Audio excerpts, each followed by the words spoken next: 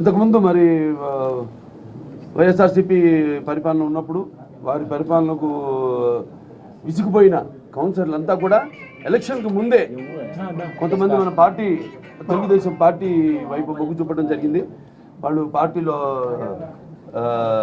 Resign చేసి కౌన్సిలర్గా వాళ్ళు ఇక్కడ పార్టీలో జాయిన్ అవ్వడం అయింది. తర్వాత ఎన్డీఏ కూటమి ప్రభుత్వం వచ్చాక కూడా కొంతమంది మళ్ళీ పార్టీలోకి జాయిన్ అవ్వడం జరిగింది. దాన్ని చేసి అంటే కౌన్సిలర్గా కొనసాగుతున్నారు, పార్టీలకి రిజైన్ చేసి వాళ్ళు ఇక్కడ తెలుగుదేశం పార్టీలో మాకు మద్దతు తెలపడం జరిగింది. ఇప్పుడు మన డివి రమేష్ గారు హిందూపూర్ మున్సిపాలిటీకి 22వ చైర్పర్సన్గా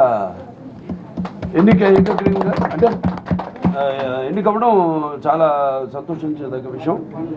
అంటే అటు కౌన్సిలర్లు వాళ్ళంతా కూడా ఏదో అభివృద్ధి చేసిన అభివృద్ధి ఈ 5 ఏళ్లలో గత 5 ఏళ్లలో అంతా జరిగింది శూన్యం.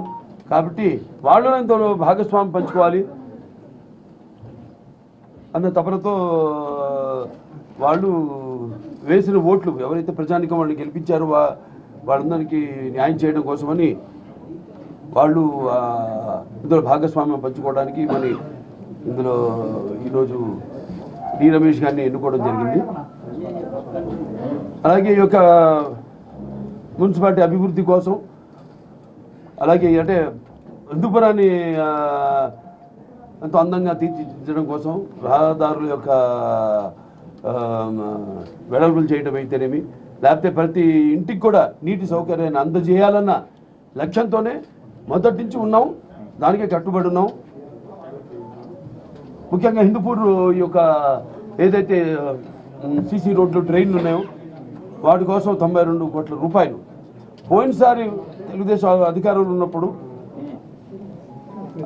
ఇక్కడ మన చైర్పర్సన్ ఉన్నప్పుడు అప్పుడు మనం 65 కోట్ల రూపాయలు మనం స్పెషల్ డెవలప్మెంట్ ఫండ్ కింద సీఎం గారు అప్పుడు చంద్రబాబు నాయుడు గారు ఆయన 65 కోట్లను 66 కోట్లను శాంక్షన్ చేయడం జరిగింది. మళ్ళీ రివర్స్ టెండరింగ్ అని ప్రభుత్వం మారాక క్యాన్సిల్ చేయడం జరిగింది. ఆ తర్వాత ఏది ఒక్క అభివృద్ధి కూడా జరగలేదు ఇక్కడ హిందూపూర్లో. సో ఇప్పుడు 62 కాస్త 66 కాస్త ఇప్పుడు 92 కోట్లు అయింది. మళ్ళీ పెరిగింది. అంటే మెటీరియల్ ఇవన్నీ ధరలు పెరగడం, దానికి అనుగుణంగా టోటల్ కాస్ట్ ఆఫ్ ఇది కూడా పెరగడం జరిగింది, ఎస్కలేషన్ అవ్వడం జరిగింది. ఇవాళ 92 కోట్లు. మనం కూడా ముఖ్యమంత్రి గారిని కలిసినప్పుడు అది ఫైల్ అక్కడే ఉంది, ఫైనాన్స్ డిపార్ట్మెంట్లో ఉంది. సో వెంటనే దాన్ని ఇమీడియట్గా శాంక్షన్ చేస్తానని చెప్పారు ఆయన ఎస్జీఎఫ్ కింద. అలాగే ఏదైతే ఈ ప్రతి వార్డుకు కూడా నీళ్లు అందించాలి, అంతర్గత పైప్ లైన్ ద్వారా నీళ్లు అందించాలని మరొక 120 కోట్ల రూపాయల ఇంకొక డిపిఆర్ ప్రిపేర్ చేసి పంపడం కూడా జరిగింది. అది కూడా ఫైనాన్స్ డిపార్ట్మెంట్లో ఉంది. అది కూడా త్వరగతిన మంజూరు అవుతుంది. శరవేగంగా ఆ పనులు కూడా మొదలు పెడతాము. అలా చూసుకుంటే అలాగే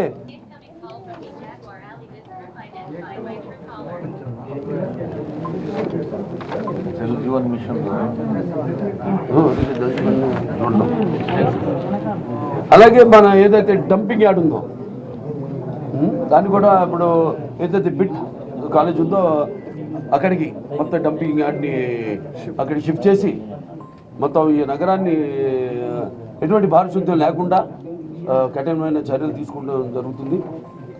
ఇంకా ముందు ఇంకా ప్రతి ఈ యొక్క హిందూపురం పట్టణాన్ని అతి సుందరంగా దించడానికైతేనేమి మిగతా అన్ని సౌకర్యాలు కలగజేయడానికి ఈ కాకుండా ఈ 92 120 కోట్లు కాకుండా ఇంకో 100 కోట్ల రూపాయల ప్రపోజల్స్ పంపించడం కూడా జరిగింది. అది కూడా శరవేగంగా మనకి ఆమోదం వస్తుందని తెలియజేయడానికి ఎంతో సంతోషిస్తున్నాను.